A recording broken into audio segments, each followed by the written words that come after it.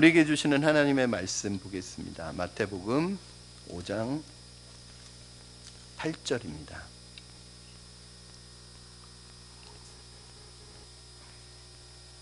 마태복음 5장 8절 말씀, 우리 다 같이 한 목소리로 하나님의 말씀 받도록 하겠습니다. 시작. 마음이 청결한 자는 복이 있나니 그들이 하나님을 볼 것임이요. 아멘. 이 세상에 살아가는 사람들 중에 행복한 삶을 살고 싶지 않은 사람은 아무도 없을 것입니다. 할 수만 있다면 우리 모두는 다 행복하기를 원합니다. 그런데 문제는 내가 행복하기를 원한다고, 행복을 원하고 있다고 행복이 주어지지 않는다는 게 문제예요. 오히려 사람들은 누구나 다 행복한 삶을 살아가기를 원해서 그걸 원하고 바라고 추구하지만 정작 오히려 행복한 게 아니라 불행한 삶을 살아가는 분들이 훨씬 많습니다. 왜 그럴까요? 이유가 뭘까요? 행복하기를 원하는데 왜 불행하게 살까요? 행복하게 살고 싶은데 왜 비참한 삶을 살까요? 이유는 간단합니다. 진정한 행복의 비결을 모르기 때문에 그래요. 그러니까 행복을 추구하고 행복을 원하는 것과 행복해지는 비결을 아는 것과는 다른 거예요. 그런데 사람들은 이 진정한 행복의 비결을 모르니까 어떻게 하냐면 헛된 행복, 가짜 행복을 진짜 행복인 것처럼 착각해서 그걸 평생토록 추구하면서 자신의 시간을 허비하면서 보내는 거예요. 어떤 사람은 돈이 많으면 행복하다고 생각합니다. 그럴 수 있죠.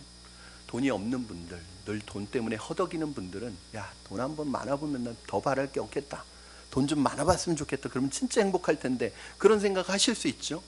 그런데 이거는 이미 내가 체험하지 않아도 이미 돈 많은 사람들을 통해서 우리가 학습할 수 있어요. 여러분, 돈 많으면 정말 행복할까요? 돈이 많으면 행복할까요? 문제는 행복이라는 것은 만족에서 오는데 돈은 절대 우리를 만족시켜주지 않는다는 거예요. 돈을 가진 사람들의 늘 한 가지 소원은 뭐냐면 조금 더. 돈은 결코 만족이 되지 않아요. 오히려 그 많은 돈을 지키기 위해서 다 빼앗길까 봐 더 노심초사하고, 그 돈과 내 재산을 지키기 위해서 마음의 벽과 집의 담장을 더 높이 쌓고, 그리고 그 감옥 안에 갇혀서 사는 게, 돈의 노예가 되는 게 인생이란 말이죠. 여러분, 그런 흔한 말로 그런 말들 있잖아요. 돈으로 침대는 살 수 있지만 잠은 살 수가 없다.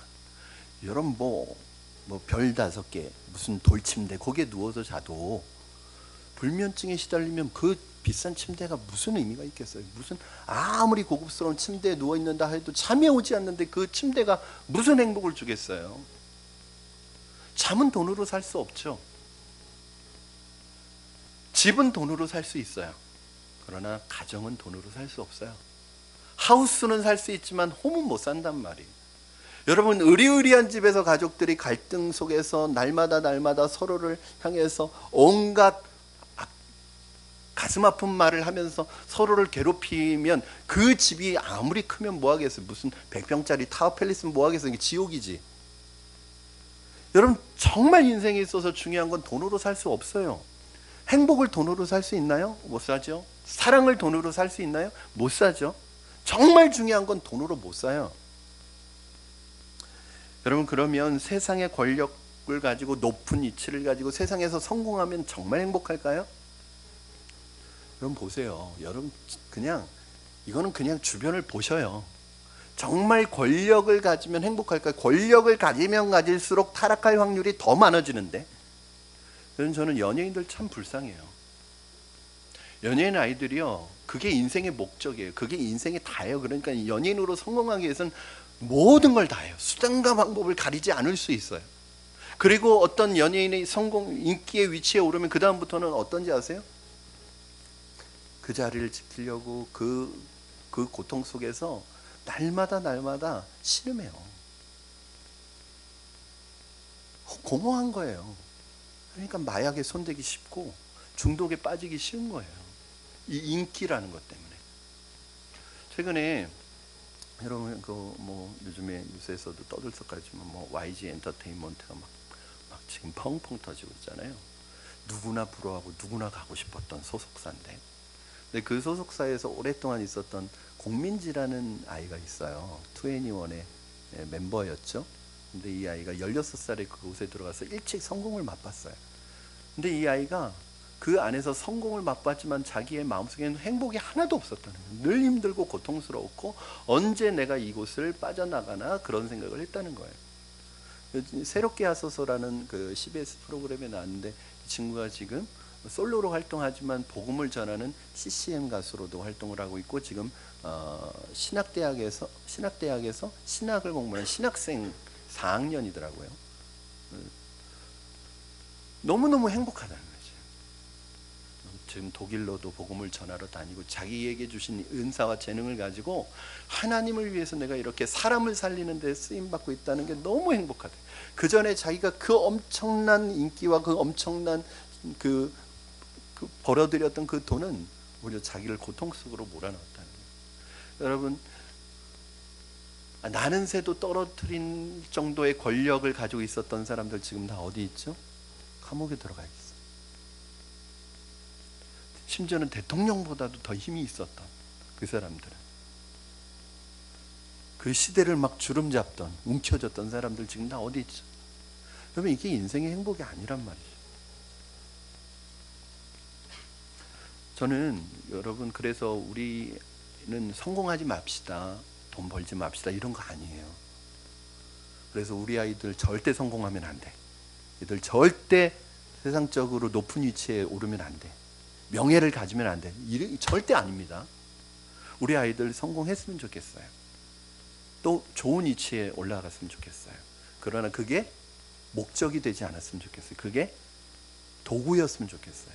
그래서 정말 더 의미 있는 인생을 살기 위해서 그것이 사명의 도구로, 소명의 도구로 쓰임받으면 아무 문제가 일어나지 않아요. 근데 왜 문제가 되냐면, 그게 내가 사는 이유고 그게 내 인생의 목적이면 잘 돼도 문제고 안 돼도 문제예요. 여러분, 자녀가 행복하기를 원하시나요? 여러분의 아들, 딸들이? 고개라도 좀 끄덕여 주세요. 네. 행복하기 원하시지 않나요? 아이들 행복하기 원하시죠? 아마 다 그럴 것입니다. 요즘 부모님들이 아이들을 키우는 양육의 핵심이 뭐냐면 아이들이 행복한 거예요. 그러면 어떻게 하면 아이들을 행복하게 할까? 그래도 요즘 부모님들은 아이들을 행복하게 해주려고 해요. 그런데 문제는 아이들을 행복하게 해주는 유일한 길을 뭘로 보냐 하면은 좋은 학벌을 갖게 하는 걸로 보는 거예요. 그래서 이 아이가 좋은 대학, 인류대학, 명문대학에 들어가야 이 아이는 행복할 거라고 생각하는 거예요. 그리고 푸시를 하죠. 여러분, 정말 그럴까요? 명문대 나오고 인류대 나오고 좋은 대학 들어가면 아이들이 정말 행복할까요? 그 부모님 생각 아닌가요? 여러분들 명문대 나와서 여러분들 한번 생각해 보세요. 내 자신에 대해서. 나는 명문대 나와서, 좋은 대학 나와서, 인류대학 나와서 그것이 여러분의 행복에 큰 도움이 되고 있습니까? 여러분의 학벌이 여러분의 삶을 행복하게 만드는데 지대하게 공헌을 하고 있습니까? 반대로 내가 좋은 대학, 명문대학 나오지 못해서 난 지금 불행한 삶을 살아가고 있습니까? 혹시 내가 대학을 나오지 않은 것 때문에 나는 인생의 불행과 비참함을 경험하고 있다고 생각하시는 분 계십니까? 아니에요. 여러분, 좋은 대학 나오지 않아도, 인류 명문대 나오지 않아도 행복해요. 여러분, 인생의 행복은 거기에 달려있는 게 아니에요. 물론 좋은 대학 나오면 성공할 수 있겠죠. 명예를 얻을 수 있겠죠. 그렇다고 행복하지는 않아요. 내가 원한다고 원하는 학교에 다 들어갈 수 없잖아요. 그렇죠? 원하는 학교에 들어가지 못한다고 불행한 인생이 되는 건 아니잖아요. 내가 원하는 대로 안 됐어도 내가 하나님의 손에 붙들림 받아서 하나님이 나를 사용하고 계시고 내 소명을 따라 살고 있고 내가 의미 있는 삶을 살고 있으면 그게 행복하잖아요. 그게 우리가 살아가는 삶의 비결이잖아요. 우리 믿는 사람들의 자녀 양육이 핵심이 여기 있어야 돼요. 저는 컴패션 코리아의 서정인 교수님이 아이들을 양육할 때 그 아들 3명이 있거든요. 근데 둘째 아들이 엄청나게 공부를 하는 거예요. 근데 공부를 하는데 공부를 막 울면서 하는 거예요. 울면서 막 이를 갈면서 하는 거예요. 그래가지고 야, 너 왜 이렇게 공부를 하냐? 막 울면서 짜증내면서 막 공부를 하는 거예요. 그래서 왜 그러냐 그랬더니 아빠 내 목표는 저 대학에 난 저 대학에 반드시 가야 돼요. 그러면서 막 이를 갈면서 막 울면서 공부를 하는 거예요. 이 아이를 봤더니 전혀 행복하지가 않은 거예요. 그래서 이 교수님이 그러셨다는 거예요. 야, 내가 볼 땐 너 그 대학 갈 실력은 안 돼. 너는 딱 여기면 돼. 여기면. 그러니까 너무 무리하지 말고 이 대학에 들어가는 게 중요한데 이 대학을 목표로 잡아. 어느 대학이 중요한 게 아니라 네가 정말 하고 싶은 공부를 하고 정말 그것이 네 인생의 목적이 아니라 그걸 도구로 너 하나님 앞에 의미 있게 쓰임 받는 게 더 중요해. 낮춰줬대 기준을. 근데 이 아이가 어떤 반응을 보니까 싫어요. 나는 반드시 가야 될 거예요. 부모가 낮춰주는데도 싫다는 거예요. 이건 뭐예요? 부모가 가르쳐준 게 아니에요. 이 아이 마음속에는 왜 그런 마음이 있을까요? 세상이 그렇게 가르쳐 주는 거예요. 네가 원하는 대학 좋은 대학 못 가면 너 불행해. 너 뒤처지는 거야. 너 인생의 낙오자가 되는 거야. 그렇게 세상은 우리에게 가르치고 우리 자녀들이 그 영향을 받는 거예요.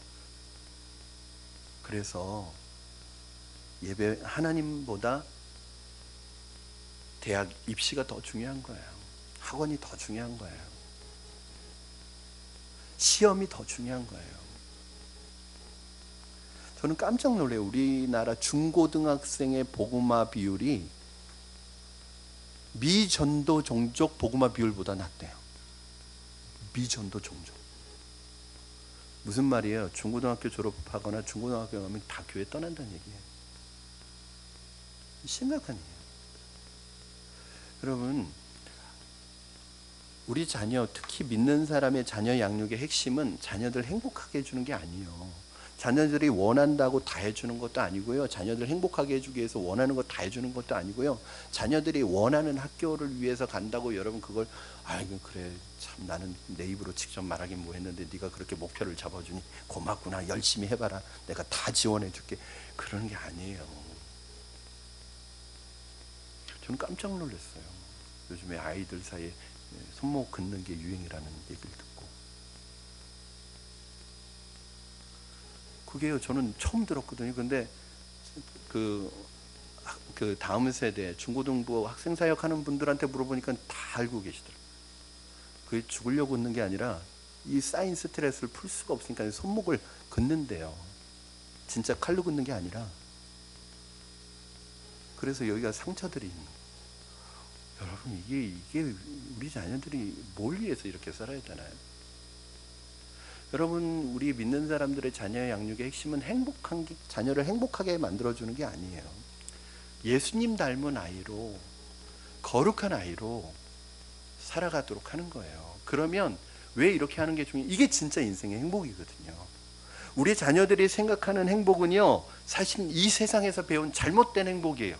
그 행복을 향해서 달려가는데 여러분 잘 가라 열심히 해라 그게 아니라 진짜 목적이 달라져야 되는 거예요. 나는 네가 좋은 대학, 인류 대학 가는 것도 좋지만 나는 너가 하나님의 거룩한 형상을 닮아가는 아이가 됐으면 좋겠어.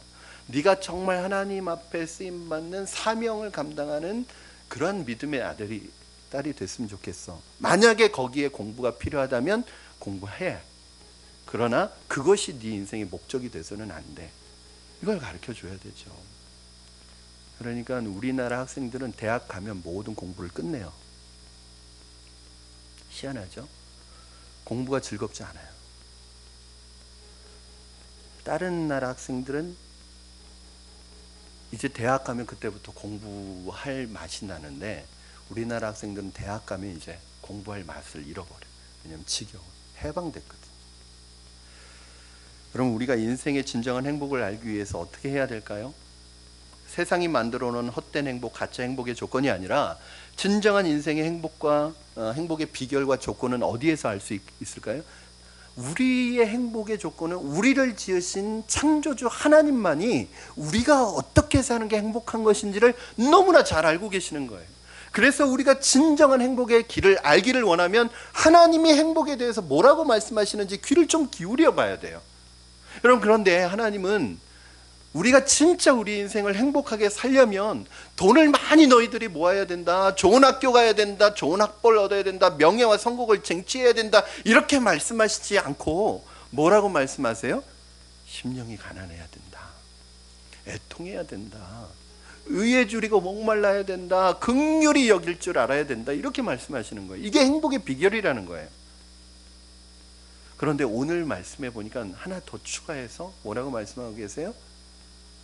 마음이 청결한 자는 복이 있다는 거예요. 마음이 청결해야 행복하다는 거예요. 여러분, 마음은 행복의 원천입니다. 마음은 생명의 근원입니다. 우리 성경 한 구절 볼까요? 잠언 4장 23절, 이게 테필린에도 나오는 구절인데 우리 한번 같이 읽겠습니다. 시작. 모든 지킬 만한 것 중에 더욱 내 마음을 지키라. 생명의 근원이 이에서 남이니라. 이 마음이 생명의 근원입니다. 행복의 근원입니다. 그래서 모든 행복은 어디에서 시작돼요? 마음에서 시작돼요. 반대로 모든 불행은 어디에서 시작돼요? 마음에서 시작이 돼요. 여러분, 불행의 이유는 환경 때문이 아니에요. 내가 이 환경 때문에 불행하다, 내가 부모님 잘못 만나서 불행하다, 내가 누구 때문에 불행하다, 내가 가난한 환경 때문에 불행하다, 상황 때문에 불행하다, 절대 그렇지 않아요. 그게 불행의 요소가 될 수는 있어요. 그러나 그것 때문에 불행한 게 아니라 마음 때문에 불행한 거예요. 내가 어떻게 그것을 마음에서 걸러내느냐에 따라서 행복이 될 수도 있고 불행이 될 수도 있습니다. 자신의 마음을 다스리지 못하고 마음을 지키지 못하면 결코 그 사람은 행복한 사람이 될 수 없습니다. 여러분, 요즘에 우리 주변에 질병을 가지고 있는 분들이 너무 많아요. 특히 정신적인 질병을 가지고 있는 분들도 많고 마음의 질병을 가지고 있는 분들도 많아요. 요즘에 그렇게 우울증 환자들이 많으세요. 그리고 공황장애를 앓고 있는 분들도 심심치 않게 발견돼요. 특이한 게 아니라 요즘에 그런 분들이 너무 많으세요. 마음도 아프고 정신도 아프고. 그리고 100%는 아니다 할지라도 대부분 육체적인 질병을 갖고 있는 분들도 그 육체적인 질병이 어디에서 오냐면 마음의 질병으로부터 시작되는 경우가 굉장히 많단 말이죠. 그러니까 그게 육체적인 질병이든지 정신적인 질병이든지 사실은 그 근원으로 들어가면 어디에서 오느냐면 마음을 어떻게 지키느냐에 따라서 그 질병이 오게 된다면 안 오게 되기도 하고. 여러분, 하나님이 우리의 이 마음에 관심이 많으세요. 우리는 어디에 관심이 많죠? 사람의 외모에 관심이 많죠? 근데 하나님은 외모에 관심 없으세요. 여러분, 외모가 아무리 이뻐도 하나님 거기 관심 없어요. 하나님은 여러분의 마음의 모양에 더 관심이 많으세요. 그런데 여러분, 마음이 뭐죠 도대체? 영어 찾아보니까 하트. 이 하트라는 말이 애매해요. 심장이라는 뜻도 있고 마음이라는 뜻도 있고 사랑이라는 뜻도 있고. 그럼 여러분, 이 마음은 어디에 있죠 도대체? 심장에 있나요? 하트니까? 아니면 마음은 이 우리 정신을 주관하는 이 뇌에 있나요? 우리 마음은? 엑스레이를 찍어봐도 안 나오고 초음파를 찍어봐도 안 나오고 CT를 찍어봐도 마음은 안 나와요. 마음은 어디에 있는 거죠? 없는 건가요? 이게 신기한 거예요. 있는데 안 보여요. 사람의 눈에. 그런데 있는 건 알아요. 여러분, 마음을 본 적 있어요? 없지만 여러분에게 마음이 있다는 거 다 아시죠? 여러분, 바람이 눈에 보이나요? 근데 우린 바람이 있다는 거 다 알죠? 공기가 눈에 보이나요? 공기가 있다는 거 다 알죠? 여러분, 이 마음이 어디에 있을까요? 이게 마음이 뭐냐? 여러분, 잘 들으셔야 됩니다. 이 마음은 바로 눈에 보이지 않지만 하나님께서 하나님의 영혼의 자리로 하나님이 인간에게 허락하신 영역이에요. 즉 하나님이 우리를 처음 창조하실 때 하나님의 형상대로 지으시고 우리와 교제하기 위해서 우리를 만드실 때 하나님이 영을 우리에게 불어주셨어요. 즉 이 마음이라는 것은 영혼의 자리예요. 하나님이 계셔야 되는 자리예요. 하나님의 공간이에요. 그런데 이 하나님이 계시는 공간에 하나님이 계시지 않고 우리는 그동안 뭘 넣어놨냐 하면 세상의 욕심과 야망과 세상의 발신과 세상의 모든 온갖 잡다한 것으로 이 마음에 넣어놓으니까 마음이 병이 드는 거예요. 여러분 이 마음에는 누가 계셔야 돼요? 우리 그래서 뭐라고 그러죠? 예수님을 믿을 때, 예수님을 영접할 때 예수님 어디 들어와 계세요? 성령님 어디 와 계세요? 마음에 와 계신다고 그러잖아요. 근데 마음이 보여요? 아니에요. 어떤 목사님처럼 나는 늘 예수님과 동행해 그러면서 손을 이렇게 잡고 그냥 이렇게 하고 다니는, 옆에 계세요? 여러분 예수님을 우리가 믿는다는 게 뭐죠? 우리 마음에 이 하나님이 계셔야 되는 우리 마음의 공간, 이 마음이라는 공간은 우리의 몸을 지배해요. 심지어는 이 뇌하고도 따로 놀아요. 마음은. 왜냐하면 우리가 머리로는 다 알아요. 그렇게 해야 되는 거 다 알아요. 옳은 거 다 알아요. 그런데도 그렇게 못해요. 왜 그렇죠? 마음이 안 움직이니까. 이 마음은요, 이 머리의 지시도 안 받아요. 결국 이 마음이 우리 온몸을 주관하는 조종석이란 말이에요. 그런데 여기에 누구의 자리라고요? 하나님의 자리고 우리 영혼의 자리예요. 그런데 이 영혼의 자리에 우리는 누구를 모시지 않고, 하나님을 모시지 않고 세상의 온갖 잡다한 가짜 행복으로 꽉꽉 채워놓으니까 병이 들고 냄새가 나기 시작하는 거예요. 그러니까 하나님이 계셔야 될 자리에 하나님이 없으니까 잘 먹고 잘 살고 세상이 좋은 거 다 누려도 행복하지가 않은 거예요. 왜요? 마음이 비어 있으니까. 마음이 비어 있으니까 어떻게 돼요? 허해요. 허전해요. 공허해요. 여러분 내 꿈을 이룬다고 행복해요? 착각이에요. 내 꿈을 이루면 행복할까요? 안 행복해요. 내가 그렇게 좋아하던 게 내 직업이 되면 행복하지 않아요. 야, 너 좋아하는 걸 직업으로 선택해. 일거양득이잖아. 좋아도 하고 돈도 벌고. 여러분 좋아하는 건 돈하고 관계없을 때 행복한 거예요. 여러분 우린 속고 있어요. 야, 너 꿈을 이루면 진짜 행복할 거야. 꿈 이루어도 행복하지 않아요. 왜? 우리 마음의 자리에 하나님이 안 계시면 공허하단 말이에요. 저는 오늘 여러분의 마음속에 이 하나님의 형상이 회복되기를 주님의 이름으로 축원합니다. 그 마음속에 하나님이 거하시고 하나님의 말씀으로 채워지고 그리스도의 사랑으로 채워지시기를 주님의 이름으로 축원합니다.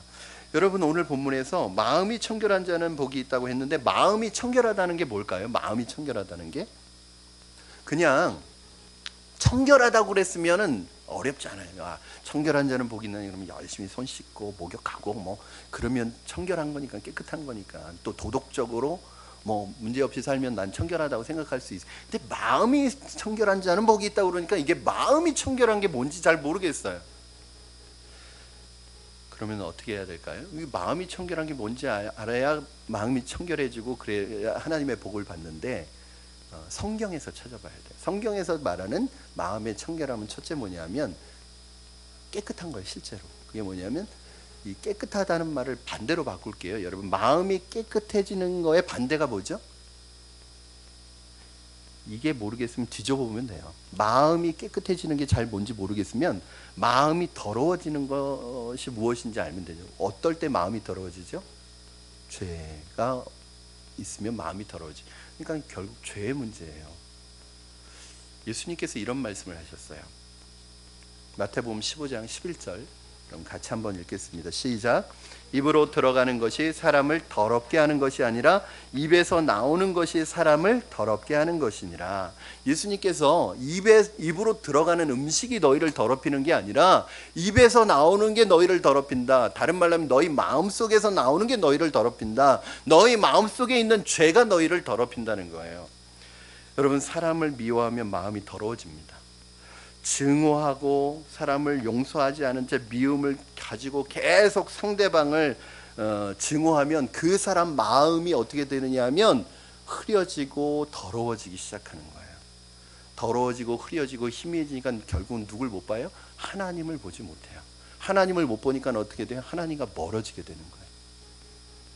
마음속에 음욕을 품고 그 음욕을 즐기면 어떻게 되냐면 내 마음에 죄가 끼기 시작하는 거예요. 그러면 내 마음의 거울에 죄가 끼면 보이지 않기 시작하는 거예요. 요즘 미세먼지가 엄청 많은 날이 있죠. 미세먼지가 많았던 날이나 많은 날은 보면 차가 그냥 뽀얀 먼지로, 그 먼지가 쌓일 때마다 오고 가면서 닦아주든지 아니면 세차를 하든지 하지 않으면 이게 먼지가 쌓이고 쌓이면 이게 앞을 볼 수가 없단 말이에요. 그럼 마찬가지로 사람들 중에 마음이 죄로 인해서 더러워지고 죄가 마음에 쌓이기 시작하면 하나님과 멀어지고 결국은 하나님 보이지 않게 되거든요. 그러니까 우리 마음에 죄가 들어올 때 작은 죄라도 그거 허용하면 안 돼요. 그리고 들어왔다 할지라도 그때그때마다 씻어내고 닦아내야 돼요. 근데 우리 중에는 뭐 정상적인 분들이라면 대놓고 큰 죄를 짓는 분들은 안 계세요. 정상적인 사람이라면. 근데 대부분의 분들이 뭐에 약하냐면 작은 죄에 약해요. 이 정도는 되지.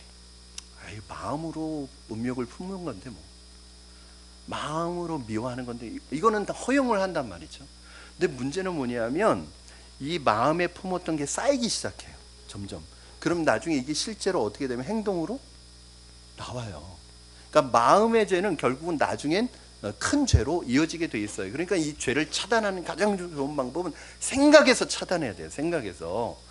그거 막 즐기면 안 돼. 이건 나는 직접 죄를 짓는 건 아니니까 생각으로 하는 거니까 이거는 괜찮겠지 하고 즐기면 안 된다고요. 그거는 마귀의 유혹이에요. 이게 미끼란 말이에요.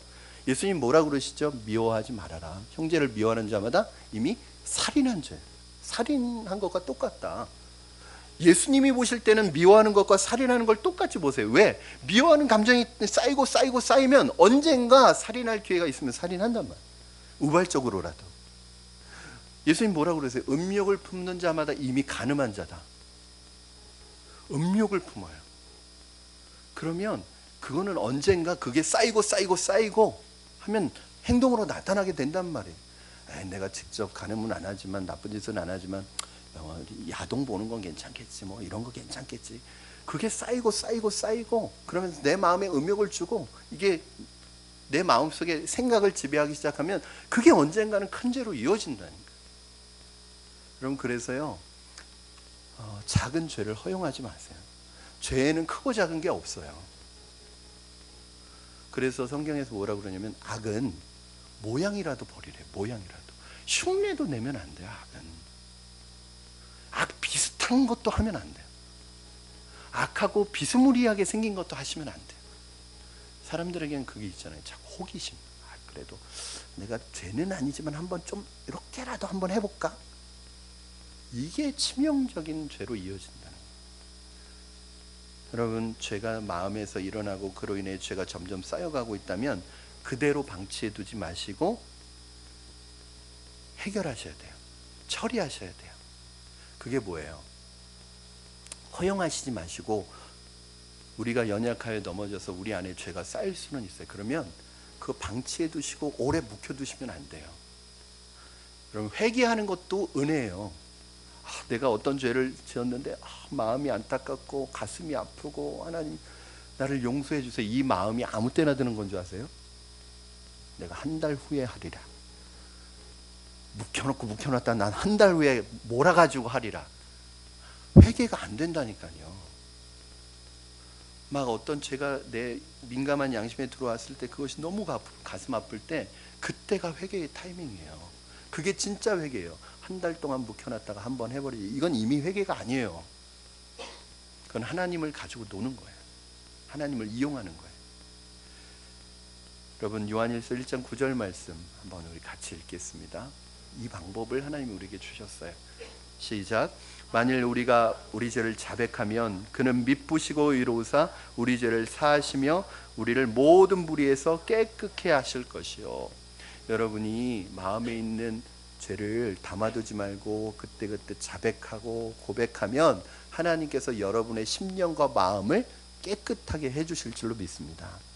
굉장히 중요한 거예요. 회개라는 거. 두 번째, 마음이 청결한 건 뭐냐 하면은 겉과 속이 다르지 않은 거예요. 겉과 속이 다른 것, 말과 행동이 다른 것을 우린 뭐라고 얘기를 하죠 보통? 이중인격자. 1부 예배 때도 이중인격자라고 그랬는데 2부 예배 때도 이중인격자라는 말씀이 나와요. 그렇죠.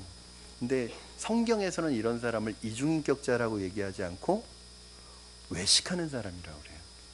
위선자라는 거예요. 여러분, 예수님께서요 성경에 보면 분노하신 적이 딱 3번 있어요. 예수님이 분노하시고 진노하셨다는 건 굉장히 심각한 거거든요. 언제 하셨죠?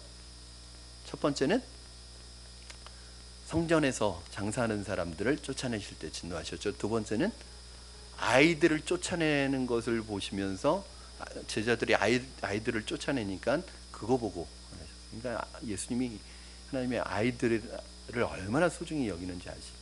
세 번째는 뭐죠? 바리새인들을 향해서 진노하셨어요. 이 바리새인들아, 이 독사의 자식들아, 너희는 겉은 회칠한 무덤처럼 아주 깔끔하고 깨끗하게 너희를 치장하지만 너희 안에는 죽이는 독이 가득하고 온갖 더러운 죽음과 사람의 뼈들로 가득 찬 무덤 같다. 이 회칠한 무덤들아. 이렇게 진노하셨어요. 저는 예수님이 욕하시는 걸 처음 봤어요. 여러분, 이 독사의 자식들아, 이게 굉장히 부드럽게 표현한 말이에요. 그렇죠? 욕이에요, 욕. 독사 새끼들아, 자식들아. 이게 짐승을 자식들아라고 표현하지 않잖아요. 그렇죠? 짐승은 새끼라고 해야 되잖아요. 독사 새끼들아, 이런 말이에요. 왜요? 왜? 이 바리새인들은 그래도 거룩하고 사람들에게 다 인정받고 사람들이 막 부러워하고, 야, 저 사람들 참 의롭게 살아간다고 칭찬하는 사람들인데 예수님은 왜 이렇게 이 사람들을 향해서 진노하시죠? 겉과 속이 달라요. 마태복음 23장 26절에서 28절 말씀 우리 같이 읽겠습니다. 시작. 눈먼 바리새인이여, 너는 먼저 안을 깨끗이 하라. 그리하면 겉도 깨끗하리라. 화 있을진저 외식하는 서기관들과 바리새인들이여, 회칠한 무덤 같으니 겉으로는 아름답게 보이나 그 안에는 죽은 사람의 뼈와 모든 더러운 것이 가득하도다. 이와 같이 너희도 겉으로는 사람에게 옳게 보이되 안으로는 외식과 불법이 가득하도다. 아멘. 겉으로는 굉장히 의로운데 속으로는 온갖 엉큼하고 음흉한 생각을 다 가지고 있고 늘 죄가, 야망이, 욕심이 가득 차 있는 이 사람들을 향해서 예수님께서 독사의 자식들아라고 말씀하시고, 어떻게까지 표현하면 가증하다는 거예요. 가증하다. 이게 뭐냐면 여러분, 좀 쉽게 표현하면 역겹다는 거예요. 좀 더 쉽게 표현하면 오바이트 나올 것 같다는 거예요. 겉과 속이 다른 너희들을 볼 때 내가 역겹다는 거예요. 이런데요, 온갖 속에서는 온갖 죄악과 이런 걸 다 도사리고 그 모든 속으로 죄를 다지면서도 일주일에 한 번 나와서 안식일에 제사 지낼 때 아주 거룩하게 제사 지내는 거예요. 세상을 향해서는 온갖 것을 다 세상을 향해서 달려가면서도 마음이 청결한 사람, 말과 행동이 일치하는 사람입니다. 여러분, 예수님이 이 말씀하신 너희가 속이 깨끗하면 겉도 깨끗해진다. 그러니까 여러분, 외모보다는 어디에 우리의 마음을 쏟으셔야 되냐면 마음을 만드는 것에 쏟으셔야 돼요. 마음을 만드는 것. 하나님 여러분 외모 전혀 관심 없으세요. 여러분이 외모를 위해, 외적인 것을 위해 투자하는 것만큼 내 마음을 위해서 얼마나 많은 시간을 투자하고 계십니까? 여기에 하나님의 관심이 있어요. 여러분, 겉과 속이 다르고 말과 행동이 다른 최고의 모델은 누굴까요? 겉과 속이 다른, 즉 속이는데 천재, 누굴까요? 사탄. 사탄이 겉과 속이 다른 존재예요. 말과 행동이 다른 존재. 이 사탄이요, 우리를 유혹할 때는 온갖 감언이설로 야, 너 요번에 넘어오면 너 행복해질 거고 너 모든 것을 성공하게 될 거고 온갖 감언이설로 유혹을 해요. 참 좋을 거야. 이게 짜릿짜릿해. 뭐 그래. 온갖 감언이설로 말하지만 일단 유혹에 넘어가면 그 다음부터는 정죄를 해버려요. 정죄. 그래서 아주 비참한 인생으로 끌고 다녀요. 사탄이 우리를 유혹하러 올 땐 광명한 천사의 모습으로 와요. 완전히. 여러분, 죄가 죄의 모양으로 오면 잘 받아들이지 않거든요. 그러니까 굉장히 화려하고 이쁘게 와요. 그런데 그 안에 본질은 더러운 마귀예요. 왜 예수님께서 바리새인들을 향해서 그렇게 진노하시면서 이 독사의 자식들아라고까지 말씀하셨는지 아세요? 그게 바로 마귀의 속성이에요. 지금 이 바리새인들은 마귀를 닮아서 살고 있는 거예요. 여러분, 우리의 마음을 잘 지키셔서 여러분의 마음이 치료되고 여러분이 마음이 회복돼서 깨끗해져서 그 깨끗함이 우리의 삶에 나타나야 합니다. 저는 여러분 겉과 속이 다르지 않기를 바랍니다. 말과 행동이 다르지 않기를 바랍니다. 마지막으로 청결하다는 건 뭐냐면, 마음이 청결하다는 건 두 마음을 품지 않는 거예요. 아까 이 영상 보신 것 그대로입니다. 자, 우리 마태복음 6장 23절 24절 읽겠습니다. 시작. 눈이 나쁘면 온몸이 어두울 것이니 그러므로 내게 있는 빛이 어두우면 그 어둠이 얼마나 더하겠느냐. 한 사람이 두 주인을 섬기지 못할 것이니 혹 이를 미워하고 저를 사랑하거나 혹 이를 중히 여기고 저를 경히 여김이라. 너희가 하나님과 재물을 겸하여 섬기지 못하느니라. 아멘. 자, 23절과 24절 보면 좀 전혀 연결점이 안 보이죠. 왜냐하면 23절은 어떤 내용이에요? 눈이 나쁘면 온몸이 어두울 것이다. 안 보인다는 거예요. 다른 말로 하면 눈이 나쁘면 온몸이 어두워져서 하나님을 보는 마음의 눈이 없어진다는 거예요. 그런데 24절은 어떤 내용이죠? 두 주인을 섬기지 말라는 거예요. 두 주인이 어떤 주인이에요? 하나는 하나님, 하나는 재물, 하나는 하나님, 하나는 세상, 하나는 하나님, 하나는 바알. 이 두 주인을 섬기지 못. 너희가 두 마음을 갖고 두 주인을 섬기면 어떻게 된다는 거예요? 너희 눈이 어두워져서 하나님을 보지 못하는 어두운 가운데 방황하는 삶을 살 거라는 거예요. 결국 불행한 삶을 살 거라는 거예요. 두 주인을 섬기면. 주일에는 예배드리고 한 주간 세상으로 나가서 세상적인 것만을 추구하며 살아가게 될 때 하나님을 볼 수 있는 마음의 눈이 어두워집니다. 왜냐하면 마음이 청결하지 못하기 때문입니다. 하나님을 볼 수 없다는 것은 하나님으로부터 멀어지고 하나님에 대해 무지해지고 영적으로 어두운 가운데 방황하는 삶을 산다는 거예요.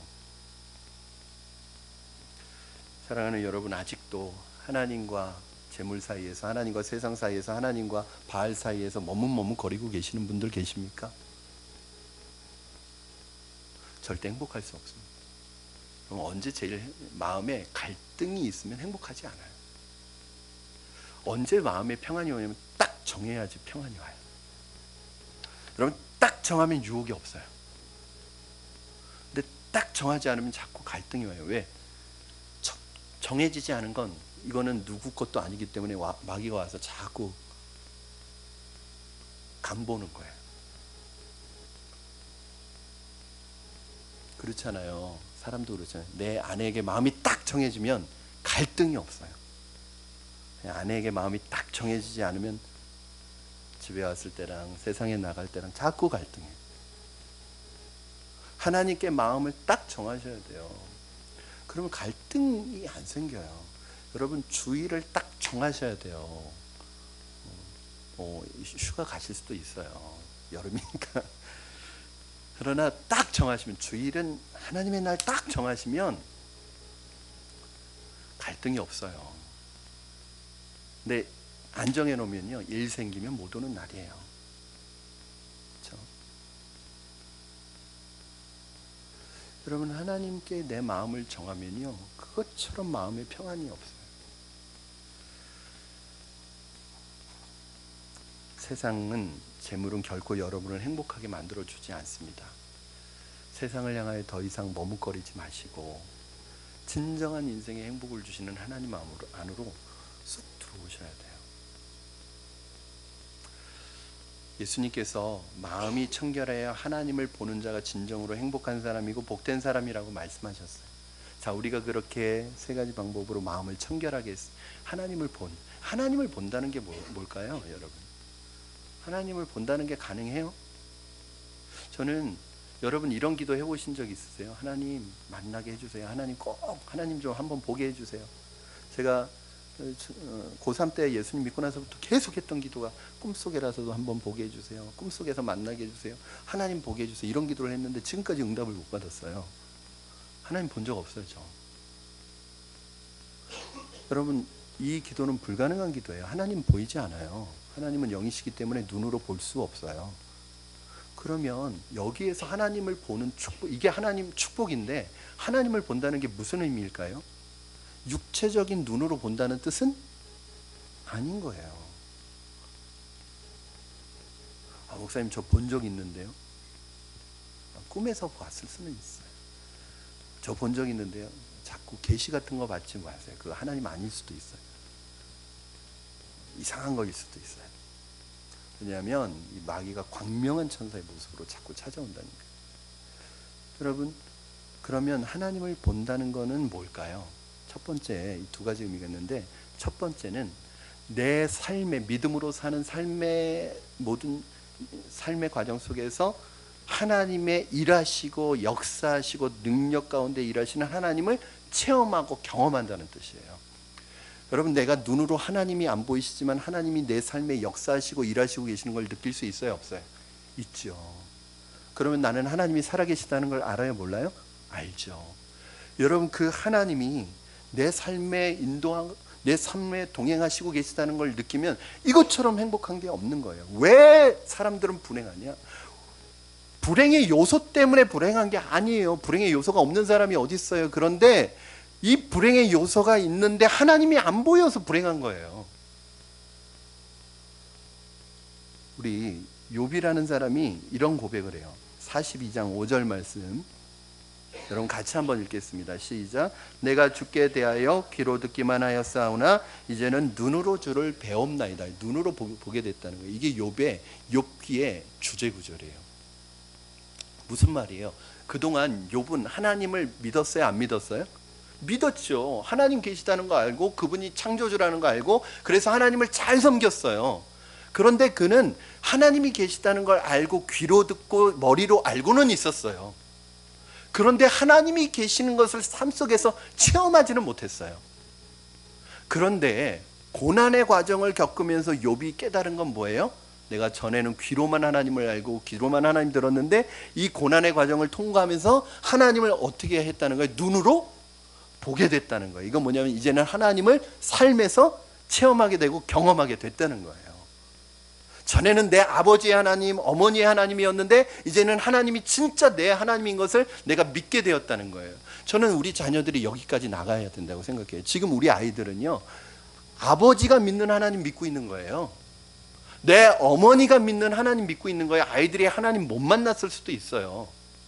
근데 이 아이들이 바라기는, 저는 그 시기가 빨리 오기를 바라는 거예요. 어느 순간 우리 아빠의 하나님, 엄마의 하나님, 그래서 엄마 아빠가 가자고 하니까 지금 억지로 교회에 나오는 게 아니라 어느 순간 나의 하나님으로 경험되는 순간이 있어요. 그러면 그때부터는 엄마의 하나님, 아빠의 하나님이 아니라 나의 하나님이라고 고백해요. 욥이 하나님을 이제 계시다는 걸 실제로 체험하기 시작하는 거예요. 이게 뭐예요? 하나님을 보는 거예요.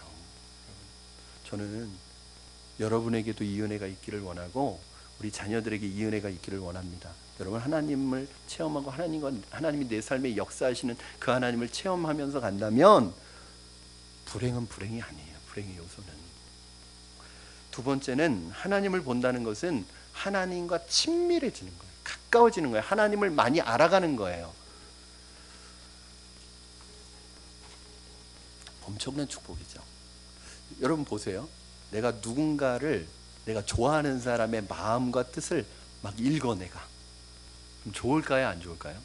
좋죠. 저 사람이 뭘 원하는지. 이거 너무 어렵잖아요. 가끔 저 사람이 뭘 원하는지 나는 원한다고 좋은 거라고 해줬는데 또 원하는 게 아니에요. 저는 그런 마음 가질 때가 내 아내가 뭘 원하는지 좀 정확하게 알았으면 좋겠다. 이 여자 마음은 정말 모르겠거든요. 그런데 여러분, 교제가 깊어지고 친해지면 그런 거 있잖아요. 굳이 말하지 않아도 뭘 원하는지 마음으로 느껴지는 거. 그 단계까지 우리가 하나님께 가야 돼요.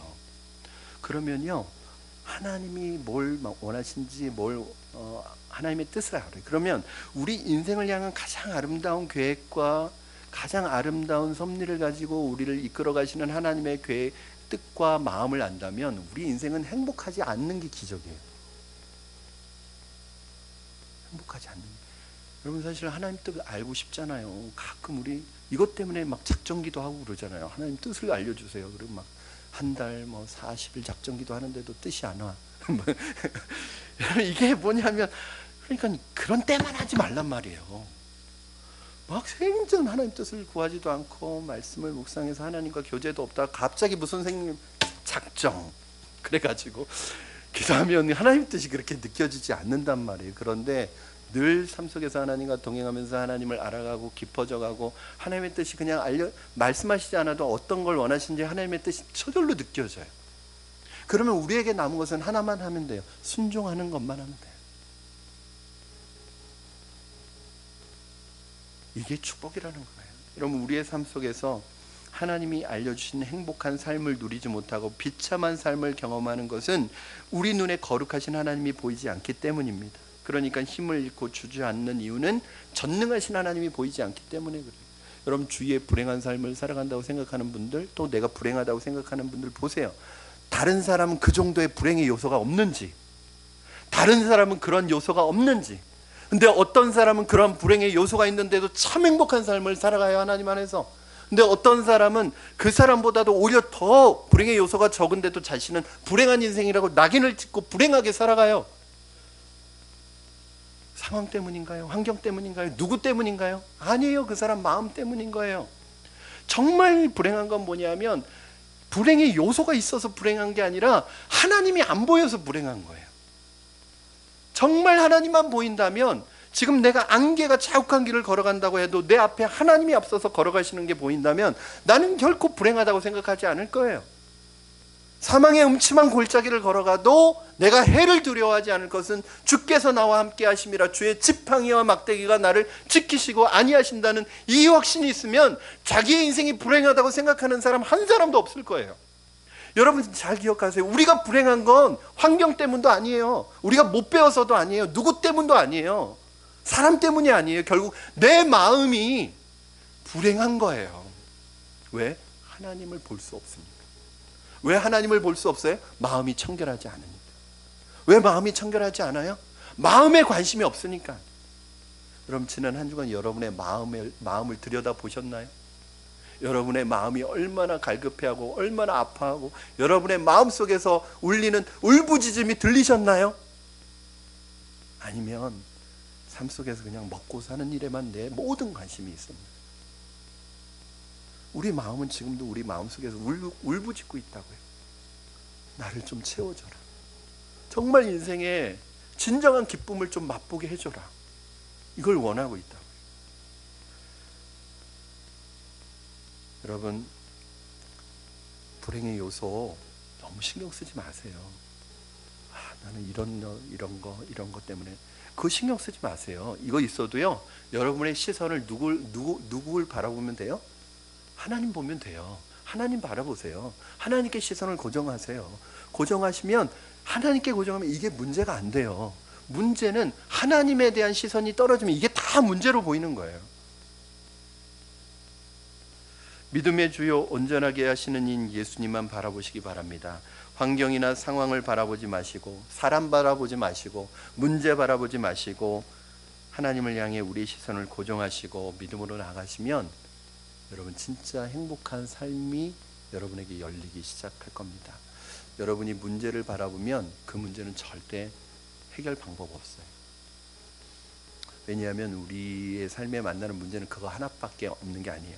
그 문제 해결되면 다른 문제가 올 거예요. 문제의 연속이에요. 문제를 탓하는 분은 문제가 끊이지 않아요. 평생 불행해요. 그러나 문제는 문제로 그냥 보시고 그냥 하나님께 시선을 고정하시고 믿음으로 나아가시면 하나님께서 여러분을 향한 믿음의 길을 가이드하시고 안내해 주실 줄로 믿습니다. 이것이 바로 우리의 인생의 참된 행복의 첫걸음이에요. 우리 이 시간에 같이 찬양하시고 기도했으면 좋겠습니다.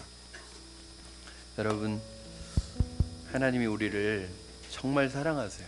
여러분을 선하게 인도하시기를 원하셔요. 하나님 앞에 하나님에게 우리의 시선을 고정하시고 어두운 밤길을 걸어가고 신음소리가 나는 그런 삶을 살아간다고 해도 거기에 시선을 두지 마시고 하나님께 시선을 두시고 여러분 나가시기를 바랍니다. 우리 이 찬양 하나님 앞에 고백하고 기도하겠습니다.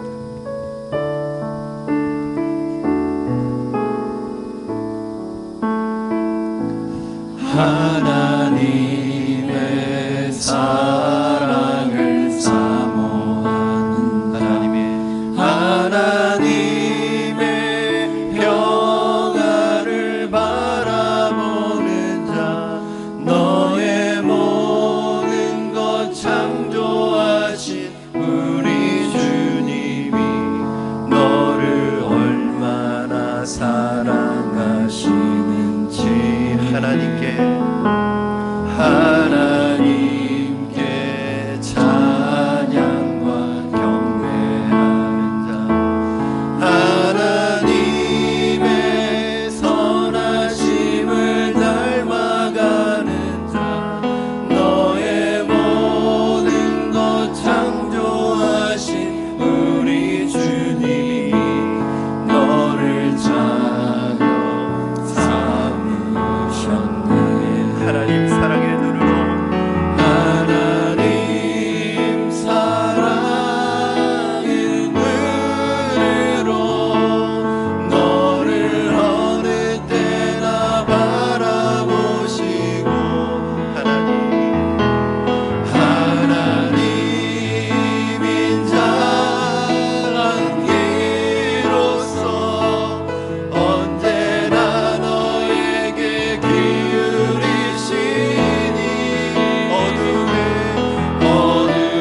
어둠에 밝은 빛을 비춰주시고 너의 작은 신음에도 응답하시니 너는 어느 곳에 있든지 주를 향하고 주만 바라보지라.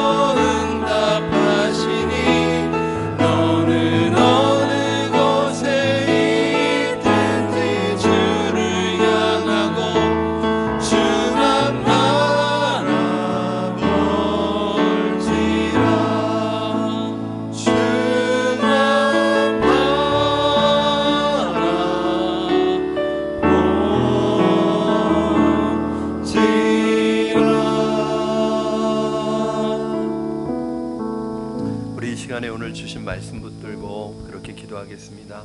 하나님, 이 세상이 꾸며놓은 가짜 행복, 헛된 행복에 우리의 마음을 빼앗겨서 하나님 우리의 시간과 우리의 열정과 우리의 몸을 허비하지 않게 하여 주시고 하나님 성경에서 말씀하는 진정한 인생의 행복이 어디 있는지 오늘 발견한 것처럼 하나님을 바라보게 하여 주시옵소서. 하나님 믿음의 주여 온전케 하시는 이 주님을 바라봄으로 말미암아 내 마음이 주님에게 다스림 받게 하시고 그리하여 내 마음에 하나님 아버지 내 마음으로 하나님 죄짓지 않게 하시고 내 마음의 죄를 허용하지 않게 하시고 내 마음의 주인 되신 주님이 나를 다스림으로 말미암아 하나님이 우리를 향해 예비해 놓으신 진정한 행복의 길로 우리의 발걸음을 내딛게 하여 주시옵소서. 오늘 우리의 마음의 울부짖음이 하나님께 들리게 하시고 또 무엇보다도 우리에게 들려지게 하셔서 더 이상 헛된 것을 향하여 쫓아가는 소비적인 삶을 살지 아니하도록 주님 도와주시옵소서. 우리 주신 말씀 붙들고 각자에게 믿음으로 결단으로 기도하겠습니다. 살아계셔서 역사하시는 하나님 아버지, 이 시간 하나님 우리의 연약함을 주님 앞에 고백합니다. 아버지 하나님 이 시간 연약함을 주님 앞에 고백합니다. 아버지 우리를 용서하여 주시옵소서. 우리를 회복시켜 주시옵소서. 우리를 새롭게 하여 주시옵소서.